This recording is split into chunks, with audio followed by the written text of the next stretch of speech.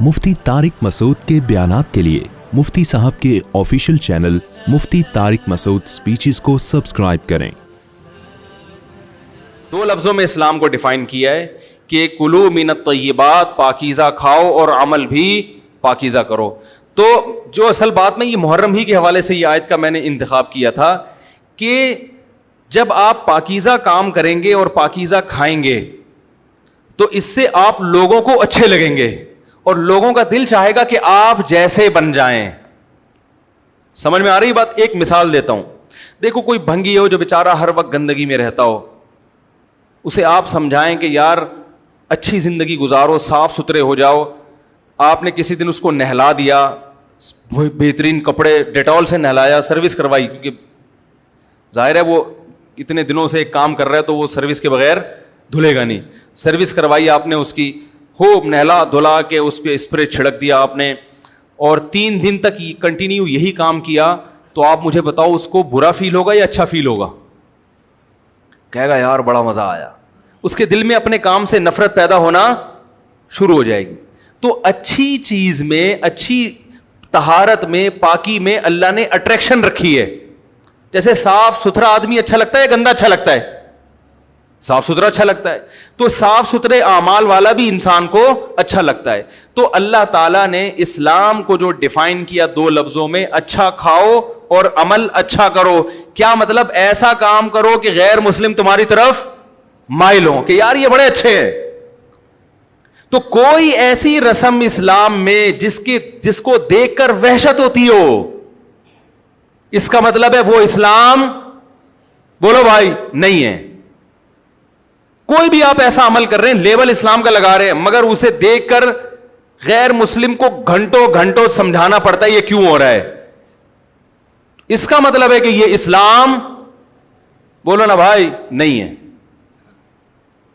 तो आप मुझे बताओ, मुहर्रम में जो कुछ हो रहा है, क्या ये गैर मुस्लिम को इस्लाम की तरफ माइल करेगा? ये अमल है भाई?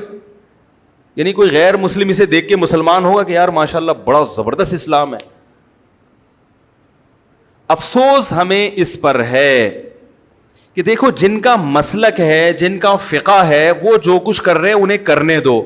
अपने बारे में ये फैसला करो कि हम सुन्नी हैं या शिया हैं। फिरके शुरू से चले आ रहे हैं ना, शिया और सुन्नी, खत्म करना तो मुमकिन नहीं है। तो हजरत ईसा अलैहिस्सलाम जब नाजिल होंगे तो तलवार की जोर से तमाम फिरकों को खत्म कर देंगे। तो जो काम ईसा अलैहिस्सलाम का है वो खुद करने की कोशिश ना करो, जो हजरत मेहदी का काम है वो खुद करने की कोशिश ना करो। हम किसी फिरके को खत्म नहीं कर सकते, लेकिन हम अपने आप को डिफाइन कर सकते हैं। हम ये बता सकते हैं कि हमारी राय में सही क्या है। तो मेरे भाई, नबी सल्लल्लाहु अलैहि वसल्लम ने फरमाया 73 फिरकों में से एक जन्नती है। तो या तो उधर चले जाओ, या बोलते क्यों नहीं, अभी नहीं बोल रहे तो फिर अमल कैसे करोगे? या तो पूरे उधर चले जाओ या पूरे इधर आ जाओ।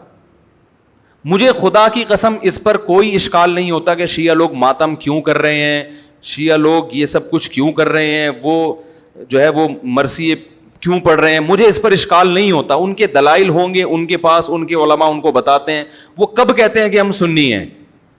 वो कब कहते हैं कि हम सहाबा को हुज्जत समझते हैं? एक चीज का उन्होंने दावा ही नहीं किया, तो हम उन पर वो क्यों थोपे उनके सर पे?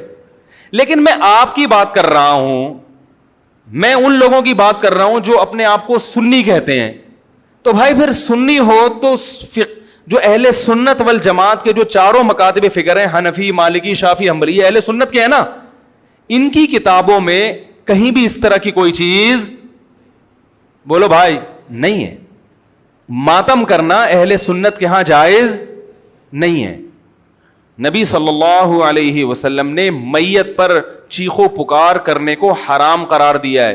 नोहा को, जो मैयत पे रोना पीटना होता है, गरेबान चाक करना, इस अमल पर आप सल्लल्लाहु अलैहि वसल्लम ने लानत फरमाई है। सही बुखारी, सही मुस्लिम की हदीसें हैं।